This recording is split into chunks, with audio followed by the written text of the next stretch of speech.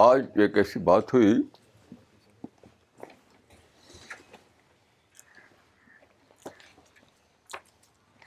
جس سے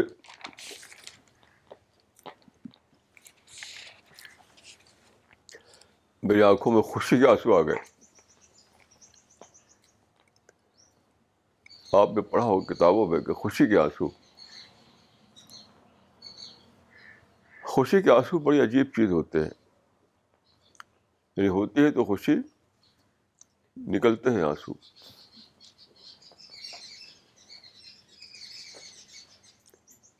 یعنی عام طور پر آدمی روتا ہے کسی دکھ کی وجہ سے،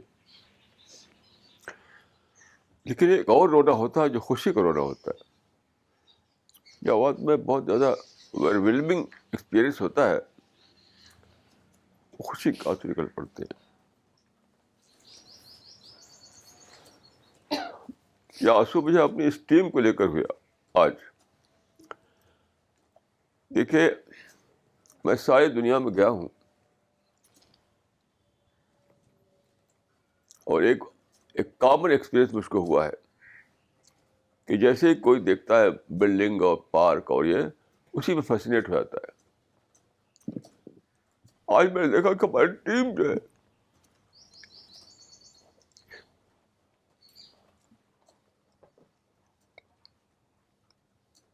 یہاں آئی، میں کسی کو میں نہیں دیکھا کہ وہ اس بلڈنگ کے فیسینیٹ ہو رہی. ہر ایک کو پیراڈائز زیادہ ہے. میں کنگ کے پیلس میں بھی گیا ہوں. میرا کا جو کنگ ہے اس کا میں گیسٹ تھا، اس کے پیلس میں گیا. سب لوگ پیلس ہی کو دیکھ رہے ہیں، وہاں میں نے پایا. میں وائٹ ہاؤس بھی گیا جہاں کے امریکہ کا پریزیڈنٹ رہتا ہے، وہاں پہ میں نے دیکھا وہ سب لوگ اسی میں گم ہیں. میں نے بکنگھم پیلس بھی دیکھا اور کتنی ساری چیزیں دیکھی، تاج محل سے لے کر کے ہر جگہ میں نے پایا کہ لوگ جب وہاں جاتے ہیں تو بس اسی میں گم جاتے ہیں. ایک یورپین لیڈی آئی، تاج محل کو دیکھا تو اس نے اس کی زبان سے ایک ہی ورڈ نکلا، ونڈر ونڈر ونڈر. ایک لیڈی آئی تو اس نے کہا اگر مجھے میرے لیے کوئی میری گریو پر تاج محل بنا دے تو میں ابھی مرنے کو تیار ہوں. تو اب تک میرا یہی ایکسپیرئنس تھا کہ جب لوگ جاتے ہیں کہیں کسی اچھی بلڈنگ میں، کوئی اچھی جگہ، تو اسی کی باتیں کرتے ہیں، کھانے پر ٹوٹ پڑتے ہیں. آج میں نے دیکھا کہ ہماری ٹیم کا کوئی آدمی نہ تو کھانے پر ٹوٹا،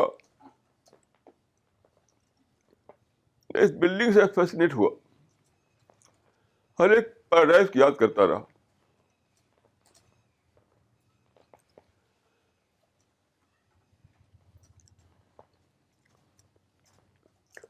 تو ایک ڈریم تو وہ تھا جو آپ نے سنا، اب میرا ڈریم جو ہے آج فلفل ہوا. یعنی میرے دل میں بسا ہوا تھا کہ کاش میں جب مروں تو اپنے پیچھے ایسے لوگ چھوڑوں جو سچ مچ خدا میں جینے والے ہوں. تو مجھے آج خوشی ہوئی کہ واقعی خدا نے یہاں ہماری اس ٹیم میں کو ایسے لوگ دیے ہیں. یہ جو خواب آج سنا آپ نے، اس طرح کے خواب بار بار مجھے لوگ بتاتے رہتے ہیں. کوئی ٹیلی فون پہ بتاتا ہے، کوئی خط لکھتا ہے. اسی طرح کا خواب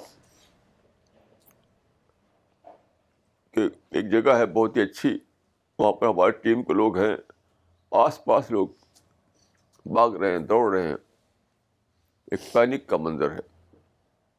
اسی طرح کا خواب.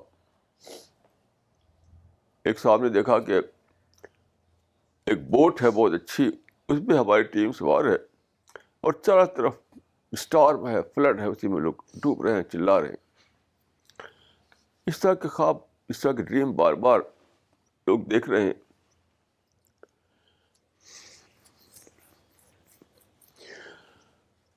تو میں سمجھتا ہوں کہ ہمارا یہ مشن ہے، یہ آرک آف نو ہے اس زمانے میں. دیکھیے، قرآن کو پڑھنے سے یہ بات میں سمجھاؤں کہ دنیا میں دو بڑے فلڈ آنے والے تھے. ایک فلڈ تو پرافٹ نوح کے زمانے میں تھا،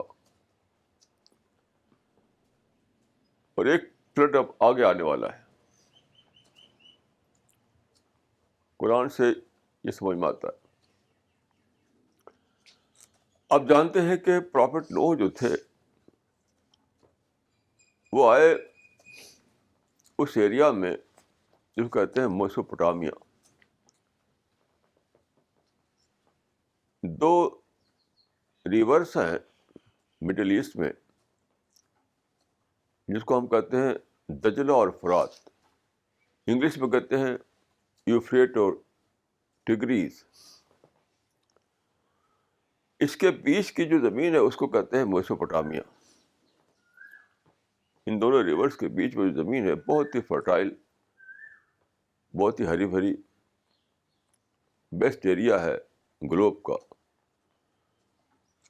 تو انسان سب سے پہلے یہی بسا تھا، اسی ایریا میں. اس ایریا میں پرافٹ نوح آئے، وہاں بگاڑ آ چکا تھا. انسان کے اندر ایک عجیب چیز ہے کہ وہ دیتا ہے خدا سب کچھ، اور انسان بنا لیتا ہے کسی اور کو اپنا کنسرن. یہ عجیب چیز ہے. شیطان ایسا لوگوں کو سکھاتا ہے. نیچر کو خدا نے پیدا کیا اور انسان نیچر کو پوجنے لگتا ہے. بیٹے کو خدا نے پیدا کیا لیکن لوگ بیٹے کو پوچھتے ہیں، خدا کو کوئی نہیں پوچھتا. ہر چیز ہر چیز ہر چیز. تو اس زمانے میں یہی ہوا تھا کہ لوگ جو ہے خدا نے ان کو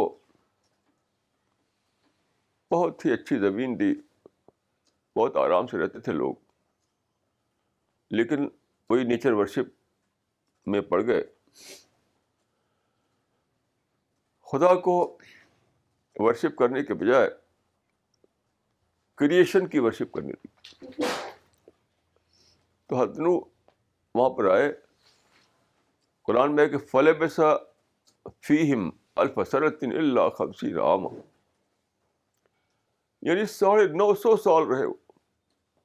اب ذرا سوچیے،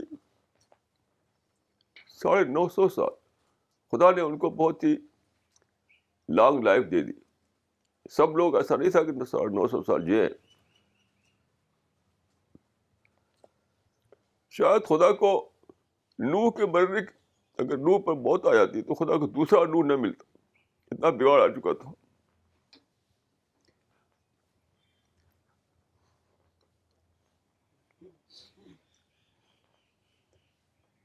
کیسی انوکھی بات ہے کہ خدا کے لیے بھی کئی بار کوئی آپشن نہیں ہوتا. اتنا انسان میں بگاڑ آتا ہے. میں سوچتا ہوں کہ اتنی لمبی عمر خدا نے کیوں دی حضرت نوح کو. تو یہی سمجھ آتا ہے کہ خدا کو اگر انہیں موت دے دیتا تو پھر خدا کو دوسرا آپشن کوئی نہیں تھا، کیونکہ سارے لوگ بگڑ چکے تھے. سارے لوگ بگڑ چکے تھے. حضرت نوح نے جو دعا کی تھی اس میں یہ بھی آتا ہے کہ وَلَا يَلِدُ إِلَّا فَاجِرًا كَفَّارًا، وَلَا يَلِدُ إِلَّا فَاجِرًا كَفَّارًا. کہ اب یہ بگاڑ اتنا بڑھ چکا ہے، کلچر اتنا خراب ہو چکا ہے، ماحول اتنا بگڑ چکا ہے، لوگوں کی کنڈیشننگ شرک میں اتنی بڑھ چکی ہے کہ اب جو پیدا ہوگا وہ بگڑا ہوا ہوگا. اس ماحول میں جو پیدا ہوگا بگڑا ہوا ہوگا. تو مجھے ایسا لگتا ہے کہ خدا کے لیے آپشن نہیں تھا, اس لیے ان کو لمبی عمر دے دی.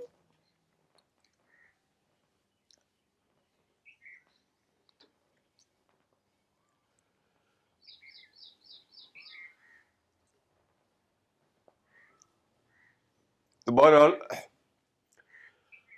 پھر خدا کا فیصلہ ہوا, جب پہلا فلڈ آیا جس میں سارے لوگ مر گئے. صرف ایکسیپشن تھا وہی تھوڑے سے لوگ جو حضرت نوح کو ماننے والے تھے. تو خدا کو حکم ہوا کہ ایک کشتی بناؤ. کہا جاتا ہے کہ وہ کشتی ابھی بھی ارارات ماؤنٹین میں ترکی کے بارڈر پر برف میں پھنسی ہوئی ہے. سیٹلائٹ سے دیکھا گیا ہے. تو خدا نے حکم دیا کہ کشتی بناؤ. میں سمجھتا ہوں کہ اس زمانے میں کشتی کا جو آرٹ ہے وہ اتنا ڈیولپ نہیں تھا, لیکن شاید اینجل نے حضرت نوح کی مدد کی ہوگی تب وہ بنا پائے ہوں گے اتنی بڑی کشتی. کہ جو لوگ حضرت نوح پر ایمان لائے تھے صرف وہ اس میں بٹھائے گئے بس. ان کا اپنا فیملی بھی نہیں اس میں شامل تھی. جس نے ساتھ دیا وہ بھی بٹھائے گئے. اور پھر فلڈ آیا. فلڈ آیا ہے تو اس وقت کی جو انسان کی نسل تھی سب لوگ اس میں ڈوب کر ختم ہو. یہ پورے گلوب پر انسان اس زمانے میں نہیں ہوتا تھا. اس زمانے میں صرف میسوپوٹامیہ میں لوگ ہوتے تھے تو ختم ہو گئے.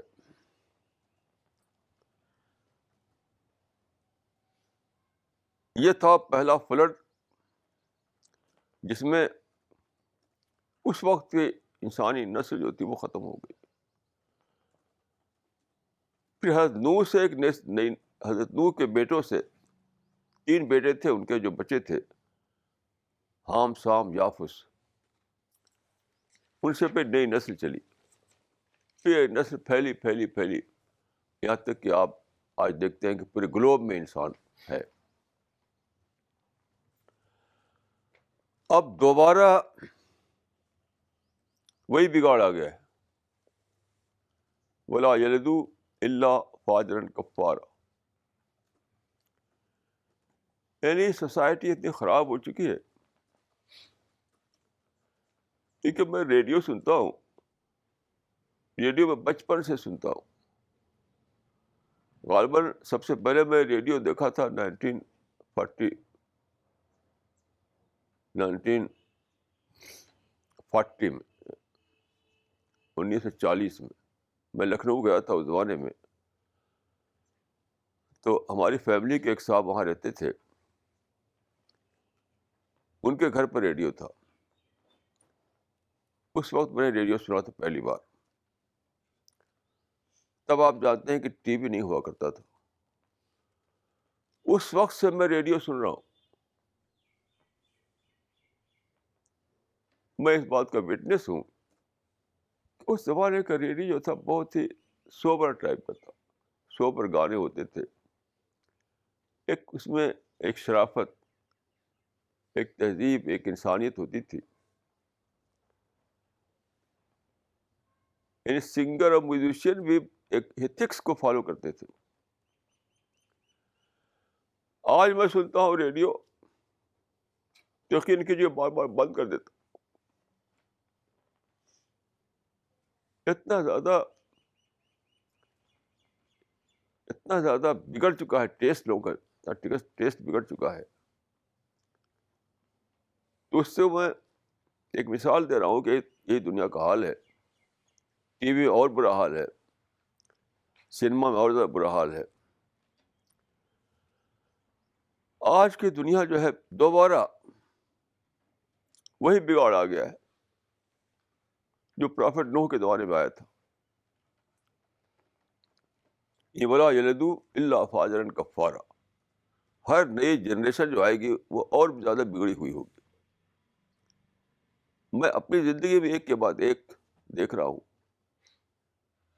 میں ایک ایگزامپل دوں اس بگاڑ کا. ہمارے جو گاؤں ہے یو پی کا, تو 47 سے پہلے یعنی آزادی سے پہلے کی بات ہے, ہمارے یہاں آگ لگ گئی کھلیہان میں. یعنی جو فصل ہوتی ہے, جو رکھی آتی ہے کھلی جگہ, اس کو کہتے ہیں کھلیہان. آگ لگے, سارا کھلیہان جل گیا. اس کے بعد جانتے ہیں کیا ہوا؟ جتنے ہم لوگوں کے جاننے والے تھے, رشتے دار اور دوست, انہوں نے غلہ بھیجنا شروع کیا. عجیب ایک منظر تھا جو میں نے اپنی آنکھ سے دیکھا ہے. کوئی اپنے سر پر لیے چلا رہا ہے, کوئی اونٹ پر لیے چلا رہا ہے, کوئی بیل گاڑی پر لیے چلا رہا ہے. اتنا غلہ لوگ لائے کہ جتنا پیدا ہوتا اس سے بھی زیادہ. اسی گاؤں میں اب یہ حال ہے کہ ہماری فیملی گئی, جاتے ہی وہاں پر گاؤں والے آ کر لے کے مانگنے, کوئی صابن مانگ رہا ہے, کوئی دسترائی مانگ رہا ہے. اسی گاؤں میں, سیم گاؤں میں, جہاں لوگوں کے اندر دینے کا مزاج تھا, اب اس سے لوٹنے کا مزاج ہے. ایک ایک آدمی چاہتا تھا کہ میں کیا دوں دوسرے کو. وہ دیکھا میں نے اپنے بچپن میں, یہ میرے بچپن کی بات ہے, کہ میں دوسرے کو کیا دے دوں. آج اسی گاؤں میں لوگ چاہتے ہیں کہ ان سے میں کیا لے لوں. یہ ہے بگاڑ.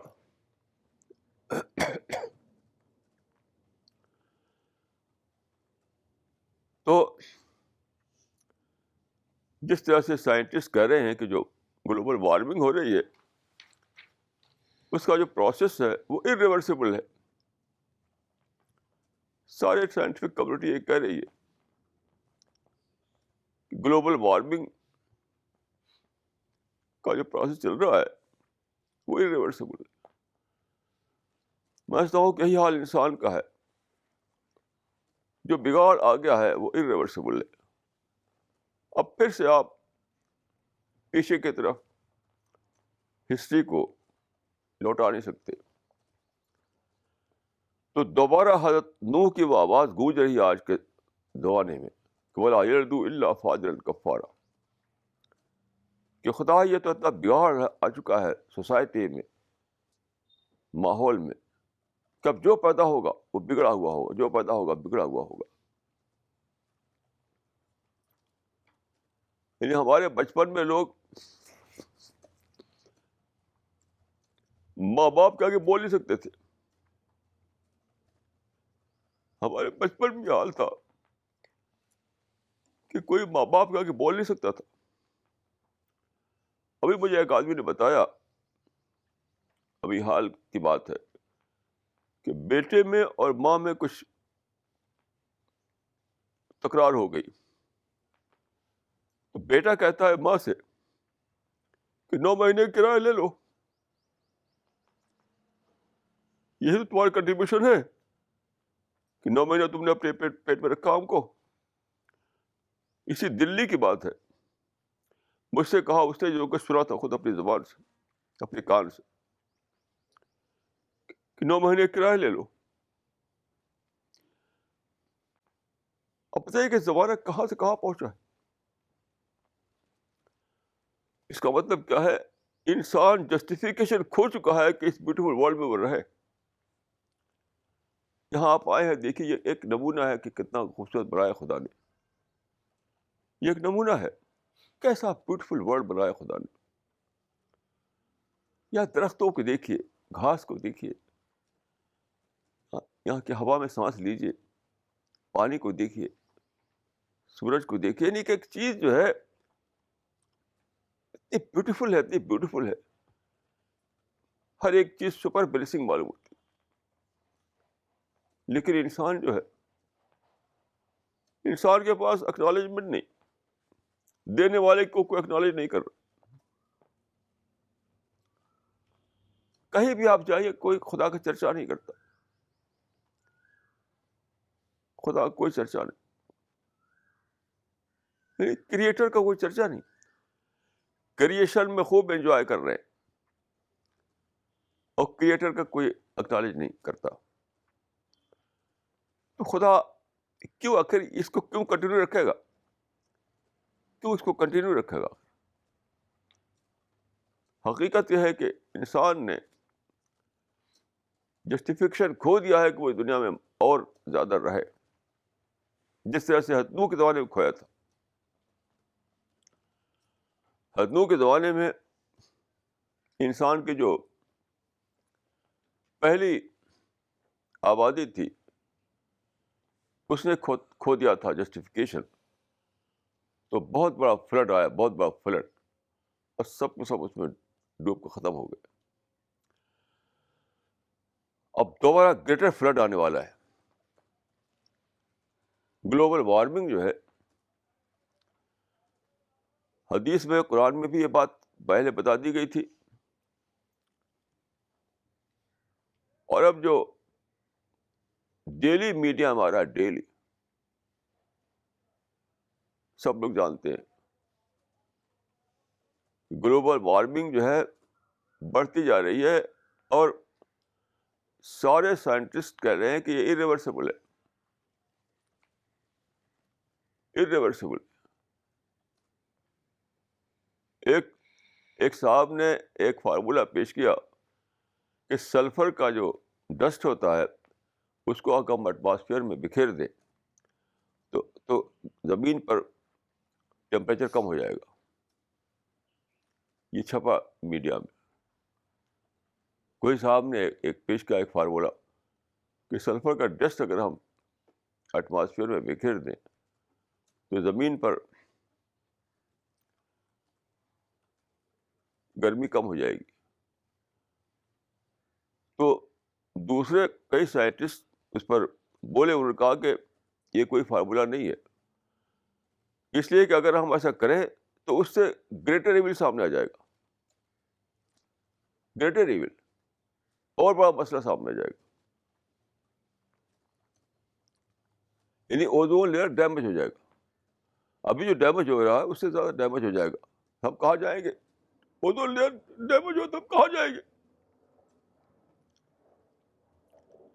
ایک اور صاحب نے ایک فارمولا پیش کیا کہ اور بہت سارے پلینٹس ہیں, وہاں جا کر کے اپنی بنائیں, وہاں رہیں. تو دوبارہ سائنٹیفک کمیونٹی نے بتایا کہ یہ بالکل چائلڈش بات ہے, کیونکہ دوسرے پلینٹ پر جانتے ہیں کیا ہے, کاسمک ریڈیشن کا سامنا کرنا ہے.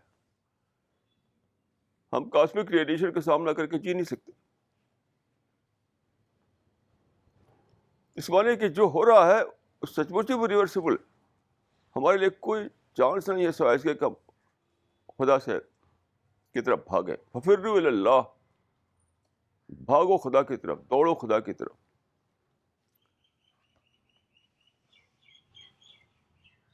تو بہرحال میں سمجھتا ہوں کہ اس میں کوئی شک نہیں. آپ جانتے ہیں کہ نیوٹن کے زمانے میں ڈسکور ہوا تھا لا آف انٹراپی. تو لا آف انٹراپی ہی سے جان لیا تھا سائنٹسٹ لوگوں نے کہ دنیا ختم ہو جائے گی, ایٹرنلی نہیں رہے گی. اسی وقت جان لیا گیا تھا کہ دنیا جو ہے ایٹرنلی نہیں رہ سکتی ہے, ختم ہوتے ہوتے ختم ہو جائے گی. لیکن وہ ملین ایئرس کے بعد ختم ہونے والی تھی لا آف انٹراپی کے مطابق. اب جو گلوبل وارمنگ والی بات ہوئی سامنے, یہ تو کہتے ہیں کہ 50 سال کے اندر ہی سب کچھ ختم ہو چکا. ابھی ایک بڑی عجیب ایک آئی ہے ریسرچ, ہلا دینے والی, کہ انسیکٹ ہوتے ہیں, انسیکٹ جن کو ہم کہتے ہیں فریجائل اینیملس. حدیث میں آتا ہے کہ سب سے پہلے فریجائل اینیمل ختم ہو گئے جب گلوبل وارمنگ آئے گی. کیسی عجیب بات ہے کہ جب سورج اس میں ہے کہ سورج قریب آ جائے گا, گرمی بڑھ جائے گی, تو سب سے پہلے فریجائل اینیمل ختم ہو گئے. تو فریجائل اینیمل یہی تو ہے, یہی اس انسیکٹ. انسیکٹ کا بہت ہی بڑا رول ہے. انسیکٹ نہ ہو تو آپ زندہ ہی نہ رہ سکتے. ایک سائنٹسٹ نے کہا کہ اگر انسیکٹ نہ ہو تو 2 مہینے کے اندر سارے انسان مر جائیں گے.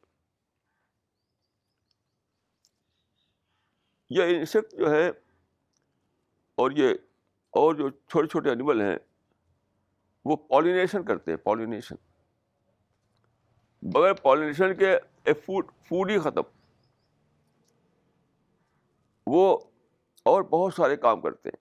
یہ انسیکٹ جو ہے چھوٹی چھوٹی چیزیں وہ ختم ہو رہی ہیں. یعنی ابھی آیا ہے کہ 3 اسپیشیز ہر 1 گھنٹے میں ختم ہو رہے ہیں. 3 اسپیشیز انسیکٹ کی. آپ بتائیے کہ کیا ہونے جا رہا ہے. انسیکٹ نہیں تو لائف بھی نہیں. اس کے معنی ہے کہ خدا نے فیصلہ کر لیا ہے کہ اب انسان نے جسٹیفیکیشن کھو دیا ہے. ایسی حالت میں آپ لوگ جو ہے, یہ ٹیم جو ہماری ہے, یہی آرک آف نو ہے. اس بہت سے لوگ خواب دیکھ رہے ہیں. مجھے بالکل صحیح لگتا ہے کہ جو اس میں آ گیا وہی بچے گا, باقی سب فلٹ میں غرق ہو جائیں گے. خدا کے فضل سے ہمارے ساتھی بہت سارے ہیں, ڈفرینٹ کنٹریز میں ہیں, جگہ جگہ ہیں. اب دیکھیے کہ ایک آدمی جو امریکہ میں ہے, خواجہ کلیم الدین, اب بتائیے کہ امریکہ میں لوگ 3 شفٹ کرتے ہیں پیسہ کمانے کے لیے. 3 شفٹ. وہ بیچارے کیا ان کے دل میں اللہ تعالیٰ نے ڈال رکھا ہے. یہ سارا ہمارا جو میگزین ہے جو 1976 سے نکل رہا ہے, وہ سب کو سب ڈال رہے ہیں ویب سائٹ میں, یعنی وائس کے ساتھ اپنی وائس بھی ریکارڈ کر رہے ہیں. وہ پورا یہاں سے وہاں تک 76 سے اب تک 1976 سے لے کر اب دیکھ ہم ان کو اتنی دور ہے وہ, ہمیں ان کے پاس انہیں دینے کے لیے ہمارے پاس کچھ نہیں, وہاں کر رہے ہیں. ایسے جگہ جگہ لوگ کر رہے ہیں کام.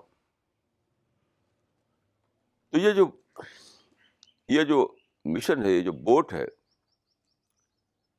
میں تو سمجھتا ہوں کہ یہی بوٹ ہے جو آرک آف نو ہے اس زمانے میں.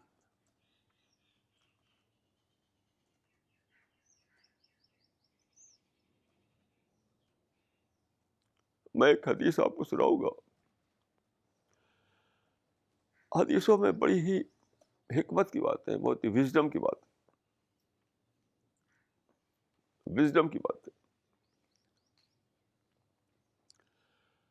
ایک حدیث ہے کہ مومن کا منافق کا ڈفرینس کیا ہے. یہ سچا مومن اور بناوٹی مومن جو ہے وہی منافق ہے. تو سچے مومن اور اس کی کیا دونوں کی فرق ہے دونوں. تو اس میں یہ ہے کہ ایک مثال دی ہے, ایک تمثیل کی زبان, کہ کسان جو ہے, فارمر جو ہے, اپنے بیل کو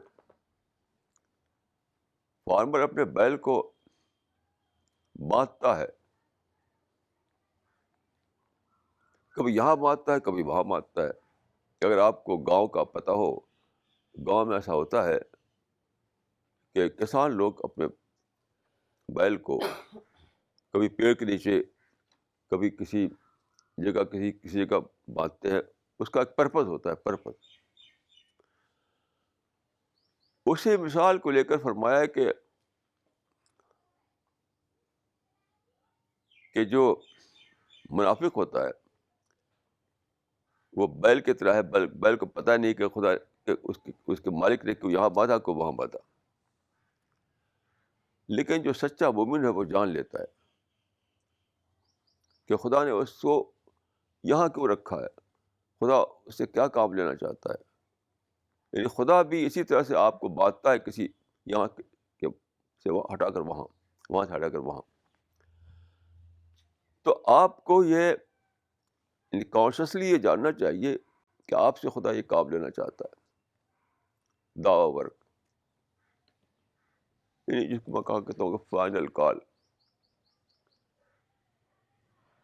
فائنل کال جو دینا ہے, لیکن خدا کبھی بھی اس وقت تک دنیا کو ختم نہیں کرے گا جب تک فائنل کال نہ دے دی جائے. امپاسبل.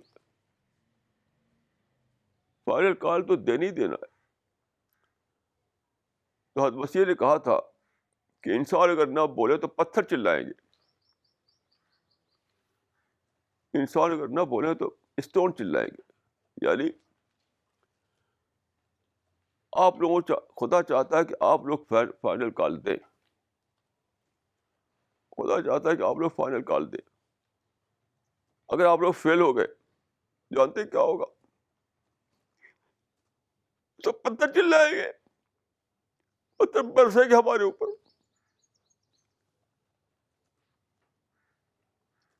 پتھر برس برس کے ہمیں چلا کر کہیں گے تو کیا ہم اس وقت کا انتظار کر رہے ہیں؟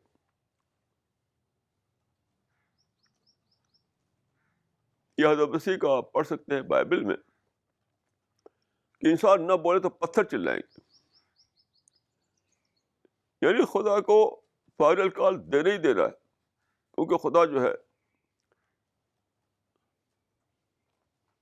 خدا اس دنیا کو ختم کرنے والا ہے, اب دوسری دنیا خدا بنانے والا ہے. مگر فائنل کال سے پہلے خدا اس دنیا کو ختم نہیں کرے گا.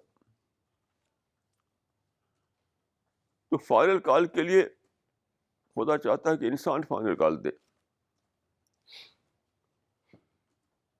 لیکن یاد رکھیے, اگر انسان نے نہیں دیا تو پتھر چلائیں گے. پتھر کے چلانا کیا, پتھر برسیں گے لوگوں کے اوپر. پتھروں کی بارش کا شور جو ہے بتائے گا کیا بتا گئی. یعنی شبدوں میں اگر نہیں بتایا آپ نے تو پتھروں کی بارش سے بتایا جائے گا. بہت ہی سیریس معاملہ ہے, یاد رکھیے, بہت سیریس معاملہ ہے. ابھی آپ کو یہ موقع ہے کہ آپ شبدوں میں بتا دیں, پیسفل طریقے سے بتا دیں. لیکن اگر شبدوں میں بتانے میں فیل ہو گئے تو پھر وہی ہوگا کہ پتھر چلائیں گے, یعنی پتھر برسیں گے, پتھروں گرج کے ساتھ بتایا جائے گا کہ قیامت آ گئی.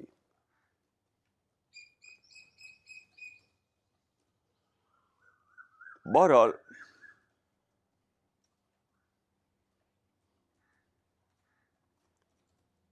یہ کام آپ کو کرنا ہے.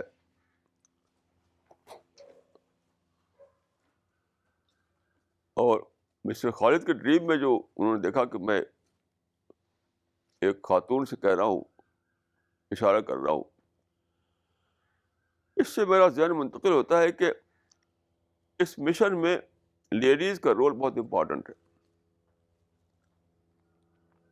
کیونکہ مرد جو ہیں سب کے سب مٹیریلسٹ ہو گئے ہیں, مٹیریلسٹ. عورتیں نسبتاً کم مٹیریلسٹ ہوتی ہیں. یہ جو کہا گیا ہے کہ there is a woman at the beginning of all great things, تو شاید وہ ہمارے مشن میں بھی ہونے والا ہے. میں ایک مرتبہ گیا تھا مانچسٹر, تو وہاں پر ایک ہے محمد العارف, ایک عرب. ان کی بیوی بہت ہی سمپل قسم کی ہیں, بہت ہی سیدھی سادی.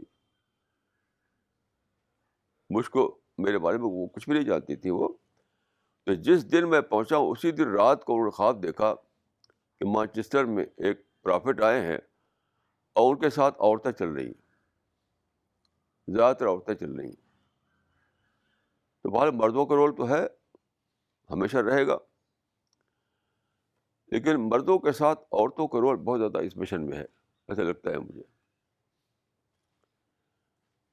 مردوں کے ساتھ عورتوں کا رول اس مشن میں بہت امپورٹنٹ ہے. تو ان باتوں کو سمجھیے، ان باتوں کو جانیے. آپ کی انرجی، آپ کا ٹائم، جو کچھ بھی آپ کے پاس ہے، سب پر سب سے پہلا حق جو ہے وہ خدا کا ہے. اور خدا کا حق یہی ہے کہ آپ خدا کے میسج کو پہنچا دیں سب تک. وہ جو حدیث میں ہے کہ خدا کا ورڈ ہر گھر میں داخل ہو جائے گا، تو لوگ سمجھتے ہیں اس کو مسٹیریس سینس میں لیتے ہیں. یعنی اس کا مطلب کہ ایسے سادھن ہو جائیں گے کسی زمانے میں، ایسے سادھن، ایسے ذریعے کہ گھر گھر میں پہنچانا پاسبل ہو جائے گا. یہ مطلب ہے اس کا، یہ مطلب ہے کہ مسٹیریسلی پہنچ جائے گا. تو وہ ایج پہلی بار آیا ہے اس زمانے میں. آج جو ہے زمانہ ملٹی میڈیا کا زمانہ ہے، پرنٹ میڈیا اور الیکٹرانک میڈیا کا زمانہ ہے. یہ پہلے کہاں تھا؟ پہلے کہاں تھا؟ میں اپنے بچپن میں جو مدرسے میں پڑھا تھا، میں نے تو اپنے ہاتھ سے کتاب لکھ کر میں نے پڑھا تھا. اس زمانے میں پرنٹنگ چیزیں اتنی عام نہیں ہوئی تھی، تو میں نے خود اپنے ہاتھ سے لکھا تھا، کیونکہ اسکیرسلی ملتی تھی کتابیں چھپی ہوئی اس زمانے میں.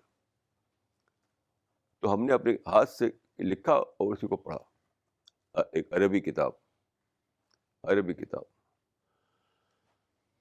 تو اس زمانے میں، آج کے زمانے میں، اس زمانے میں نہ چھپائی کی آسانی تھی، نہ ریڈیو تھا، نہ ٹیلی فون تھا، اور انٹرنیٹ اور ویب سائٹ یہ سب کوئی سوچ بھی نہیں سکتا تھا. تو آج یہ پاسبل ہو گیا ہے کہ وہ جو پریڈکشن تھا حدیث میں، گھر گھر پہنچنے والی بات،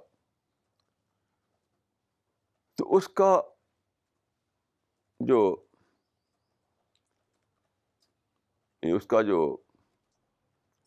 ذریعہ تھا کمیونیکیشن، یہ ٹیلی کمیونیکیشن کا جو کانسیپٹ ہی نہیں پہلے تھا.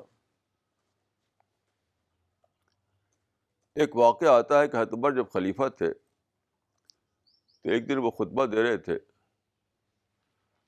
یعنی جمعہ کے دن جو امام بولتا ہے اس کو خطبہ کہتے ہیں، یعنی سرمن. تو وہ بات کر رہے تھے خدا کی، آخرت کی، قرآن کی. اچانک ایک نیا شبد بولے وہ، یا ساری الجبل، یعنی آؤٹ آف کنٹیکسٹ، یہ آؤٹ آف کنٹیکسٹ تھا. یا ساری الجبل، اے ساری پہاڑ کی طرف دیکھو. تو ساریہ جو تھے ایک صحابی تھے، ایران میں لڑائی ہو رہی تھی، اور پہاڑ کی طرف سے دشمن جو تھا اٹیک کرنے والا تھا. تو انہوں نے کہا کہ پہاڑ کی طرف دیکھو، ادھر سے دشمن آ رہا ہے. یہ ایک خدا کو اس وقت بریکل کرنا پڑا. آج تو ایک کامن چیز بن گئی ہے. آپ ٹیلی فون اٹھائیے اور کہیں سے بات کیجیے، آپ ٹی وی پہ جائیے، دنیا میں بھر کو آپ ایڈریس کیجیے، کتاب چھاپیے، ساری دنیا میں پہنچائیے. یعنی پچھلی بار مجھے مسٹر رجت نے بتایا کہ وہ جب گئے تھے دلی سے بامبے، تو جہاز میں جب اندر پہنچے تو وہاں پر ایک صاحب بیٹھے ہوئے تھے. وہ ایک منسٹر صاحب تھے، سینٹرل منسٹر.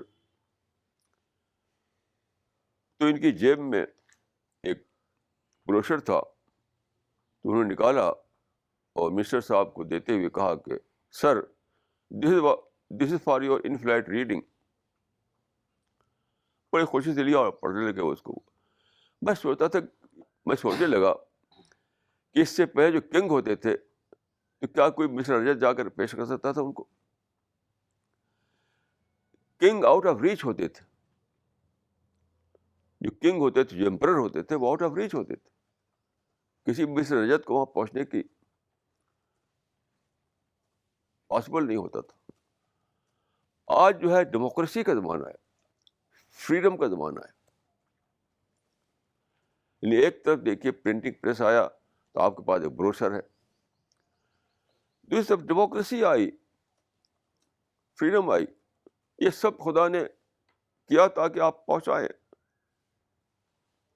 ہر جگہ. یعنی اگر ڈیموکریسی نہ ہوتی، فریڈم نہ ہوتی، تو ایک عام آدمی منسٹر کو اس طرح نہیں پیش کر سکتا تھا.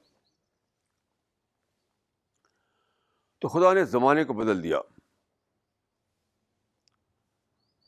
یعنی ایک طرف ٹیلی کمیونیکیشن والی چیزیں آئیں، زمانہ بدلا، فریڈم آئی. اس سے پہلے فریڈم کہاں تھی؟ یعنی ایک بار ایران کا ایک کنگ تھا، نوشیروان اس کا نام تھا. وہ بہت مشہور ہے کہ بہت ہی اچھا رولر تھا وہ نوشیروان. اس کا بھی کیا حال تھا؟ اور جو بڑے بڑے جو تھے، جو ڈسپوٹ تھے، وہ تو ایک دم جلاد سوڑ لیے کھڑا رہتا تھا. نوشیروان بہت اچھا مشہور ہے. تو ایک بار اس کا دربار تھا، سارے لوگ وہاں تھے. تو اس نے کہا کہ آپ میں سے کسی کو ہمارے جو امپائر ہے اس کے بارے میں آپ کو کوئی کسی کو کچھ محسوس ہوتا ہے تو آپ کو کرٹیسائز کرنے کی اجازت ہے. تو سب لوگ چپ چاپ رہے. بیچارے جانتے تھے کہ کرٹیسائز کرنا آسان کام نہیں ہے. چپ رہے. ایک آدمی کھڑا ہو گیا، ایک آدمی کھڑا ہو کر کے ایک کرٹیسزم پیش کر دیا. یہ جو ٹیکس ابھی لگایا گیا حال میں وہ زیادہ ہے، لوگوں کو اس میں برڈن ہو رہا ہے. تو نوشیروان نے کہا اچھا ہے، آپ کے دماغ میں اس طرح کی باتیں ہیں. تو اس زمانے میں ہوا کرتا تھا پین کو رکھنے کے لیے قلم دان لکڑی کا ہوتا تھا. اب تو آپ پین آپ پاکٹ پہ رکھتے ہیں، تب لکڑی کا ایک ہوتا تھا باکس، اس کو کہتے تھے قلم دان. تو اس نے کہا کہ ان کے سر کو قلم دان سے مارو. اپنے کو سمجھتے ہیں بہت لرنڈ آدمی. قلم دان میں چونکہ پین ہوتا تھا، یعنی لرننگ کا سامان. تو نوشیروان اپنے تھرون پر بیٹھا ہوا تھا. کہا کہ ان کو بہت زیادہ یہ ہوگا کہ میرے پاس وزڈم ہے، میرے پاس لرننگ ہے، مارو ان کو قلم دان سے. قلم دان سے ان کے سر پہ سے مارا گیا کہ وہیں مر گیا، ختم ہو گیا. وہ تو سر پھٹ گیا، وہیں ختم ہو گیا. یہ زمانہ تھا پہلے. آج دیکھیے آپ اور منسٹر دونوں برابر ہیں. جہاں آپ ہیں وہیں منسٹر ہے. تو یہ کتنا بڑا چینج لایا ہے خدا ہسٹری میں. کس لیے؟ صرف دعوی ورک کے لیے.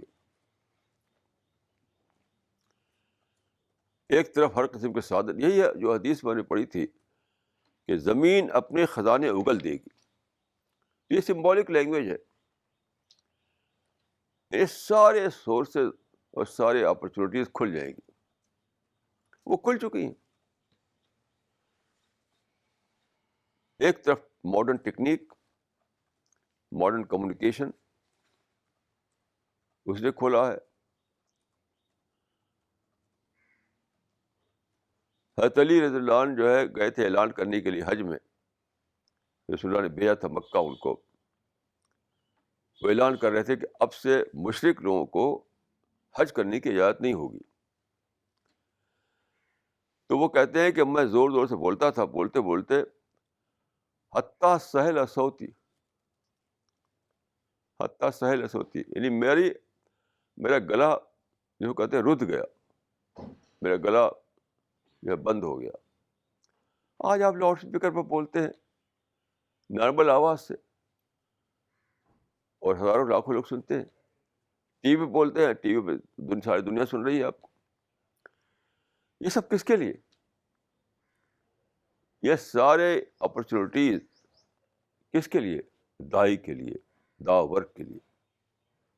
اسی کو میں نے کہا کہ جانیے کہ کسان نے کہاں بیل باندھا, اس کو جانیے.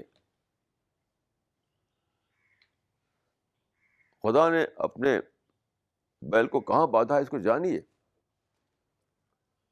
کہ خدا نے پیدا کیا آپ کو ایک ایسے زمانے میں جب یہ ساری اپرچونیٹیز کھل چکی ہیں. یہ ساری اپرچونیٹیز کھل چکی ہیں.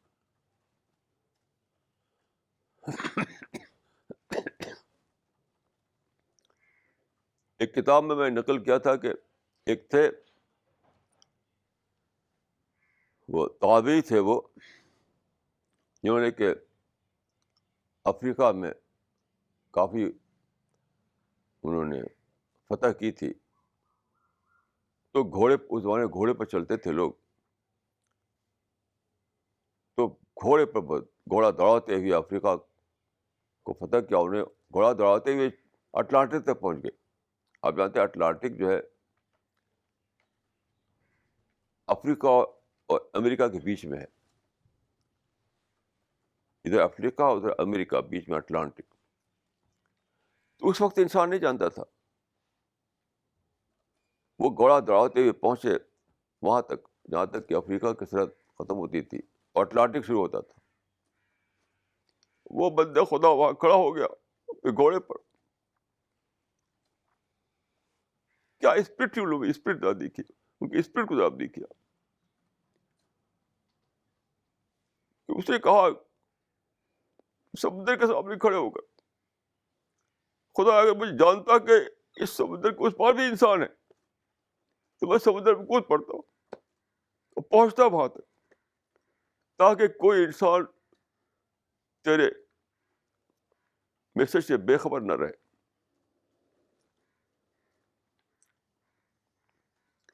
یعنی اٹلانٹک کے جب پہنچے, وہ گھوڑے پر سوار تھے, وہ وہاں پر کھڑے ہو کر کوسٹ پر انہوں نے کہا کہ خدا اگر میں جانتا کہ اس سمندر کے اس پار بھی انسان رہتے تو میں سمندر میں گھس جاتا, ان تک پہنچتا, تاکہ کوئی انسان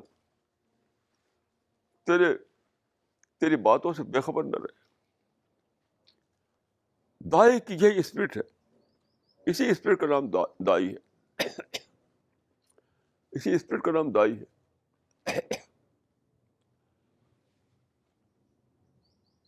تو آپ کو اسی اسپرٹ میں جینا ہے, اسی اسپرٹ میں مرنا ہے. آپ کو اسی اسپرٹ میں جینا ہے, اسی اسپرٹ میں مرنا ہے. سول پرپز ہے ہماری زندگی کا یہی کہ ہم دعوت کو پھیلا دیں ساری دنیا میں. کیسا عجیب ہوگا ذرا تو سوچیے وہ وقت جب آپ پہنچیں گے دوسری دنیا میں, کتنے سارے لوگ آ کر کہیں گے آپ سے کہ آپ سے ہمیں, قرآن میں آتا ہے کہ ایک آدمی کہے گا دوسرے سے کہ تیری وجہ سے میں بچ گیا ورنہ میں تو ہیل میں جانے والا تھا. یہ ڈائلاگ آیا ہے قرآن مجید میں کہ وہ دائی سے کہے گا کہ تیری وجہ سے مجھے سچائی کا میسج مل گیا, میں بچ گیا ورنہ آج میں ہیل میں ہوتا. تو سوچیے اس دن کو جب لوگ آ کر آپ سے کہیں گے کہ تمہاری وجہ سے میں ہیل سے بچ گیا, تم سے جو مجھے پیغام ملا تھا اس نے مجھے سچائی کا راستہ دکھایا. کیا اس سے بڑی کوئی خوشی ہو سکتی ہے؟ اس سے بڑی کوئی خوشی ہو سکتی ہے اس کی آپ تمنا کریں؟ یہ ڈائلاگ قرآن میں موجود ہے کہ دائی سے کچھ لوگ کہیں گے آ کر کے کہ تمہاری وجہ سے میں ہیل سے بچ گیا، ورنہ میں تو بھاگ جاتا. تو وہ وقت آنے والا ہے جب کہ لوگ سب کے سب وہاں پہنچیں گے، پھر اس دنیا میں کوئی نہیں ہوگا، سب کے سب وہاں ہوں گے. تو کتنے اللہ کے بندے آ کر آپ سے کہیں گے،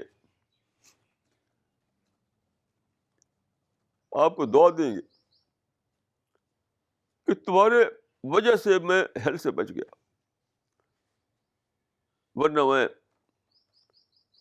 کہاں کہاں بہکا ہوا تھا، کون کون مجھ کو مس لیڈ کر رہا تھا.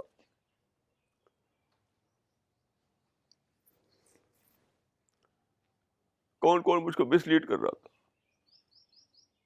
لیکن تم نے جو بات بتائی اس سے مجھے سچائی ملی اور میں بچ گیا ہیل سے. آج میں خدا مجھے پیراڈائز میں مجھے سیٹ مل رہی. اس سے بڑی کیا خوشی ہو سکتی ہے بتائیے. آج ہی یہ سوچ کر تھرل پیدا ہوتا ہے، تھرل کہ قیامت میں ایسے لوگ ہوں گے جو ہم سے آ کر کہیں گے. ایک تھرلنگ ایکسپیرئنس آج بھی اگر سوچیے تو ہو رہا ہے آپ کو.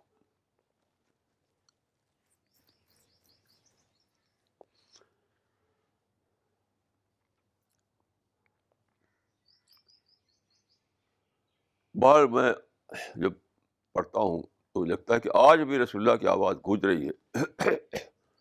آپ جانتے ہیں کہ رسول اللہ نے اپنے موت سے، اپنے ڈیتھ سے 2-2.5 مہینے پہلے حج کیا تھا، اور وہاں پر اونٹ پر سوار تھے آپ. اس وقت لاؤڈ اسپیکر نہیں تھا، آپ بولتے تھے. ایک جس کو کہتے ہیں مکبر، مکبر کہتے ہیں کہ آپ کی آواز سن کر دوسرا آدمی زور سے بولے. تو آپ کے ساتھ عباس تھے، آپ کے چچا، ان کی آواز بہت دبنگ آواز تھی، زوردار آواز تھی. تو آپ اونٹ پر تھے،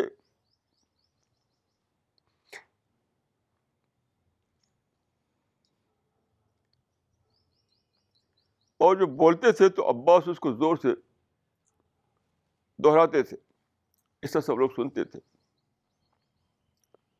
اس وقت آپ نے کہا تھا اونٹ پر کھڑے ہو کر عرفات کے میدان میں، سچ پوچھے تو آج بھی ہسٹری میں آواز گونج رہی ہے اور میرے کانوں پہنچ رہی ہے. ان اللہ باسری کافۃ للناس فادوا عنی، ان اللہ باسری کافۃ للناس فادوا عنی. یہ اونٹ پر بیٹھے ہوئے آپ نے کہا، اور عباس نے اس کو زور سے، بلند آواز سے دہرایا. وہ آواز آج تک گونج رہی. اس کا مطلب یہ تھا کہ اے میرے ماننے والوں، اے وہ لوگ جو مجھ کو مانتے ہو، مجھ کو میرے فالوورس ہو،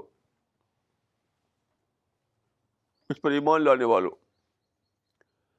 خدا نے مجھے ساری دنیا کے لیے بھیجا ہے، سارے انسانوں کے لیے بھیجا ہے. تو میں تو مر جاؤں گا، لیکن میسج تم کو پہنچاتے رہنا ہے ہر جنریشن میں. تو تم جنریشن آفٹر جنریشن میرے میسج کو پہنچاتے رہو. یہ مطلب تھا اس کا کہ میں تو اب 2 مہینے کے بعد دنیا سے چلا جاؤں گا، لیکن تمہاری یہ ڈیوٹی ہے کہ جو میسج میں نے خدا سے پا کر تم کو دیا ہے اس کو تم جنریشن آفٹر جنریشن پہنچاتے رہو یہاں تک قیامت آ جائے.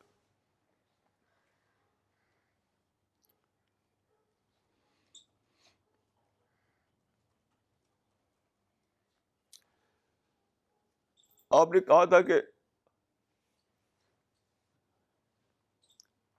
دیکھو اس راستے سے مت ہٹنا یہاں تک کہ تم حوض کوثر میں مجھ سے ملاقات ہو تمہاری. حدیث میں آتا ہے کہ قیامت میں پانی نہیں ملے گا لوگوں کو، صرف حوض کوثر ہوگا جہاں پانی ہوگا. تو رسول اللہ آپ لوگوں کو پانی دے رہے ہوں گے. تو آپ نے فرمایا کہ جو راستے پر چھوڑ کر میں جا رہا ہوں اسی پر چلتے رہو یہاں تک کہ حوض کوثر پر تم سے میری ملاقات ہو. یہ ہے وہ سچائیاں جن کو ہمیں جاننا چاہیے.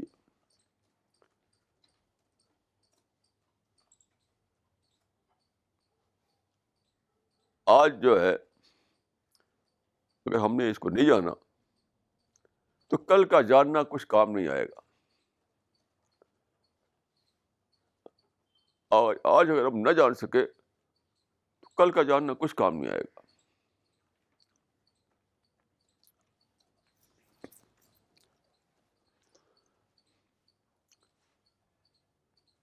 اللہ تعالیٰ سے دعا ہے مجھ کو اور آپ کو، ہماری پوری ٹیم کو جو انڈیا میں ہے، انڈیا کے باہر بھی ہے، سب کو خدا اپنے کام کے لیے قبول کرے، ہم سب کو بخش دے، ہم سب کو پیراڈائز میں اکٹھا کرے. اقول قولی ھذا واستغفر اللہ لی ولکم اجمعین.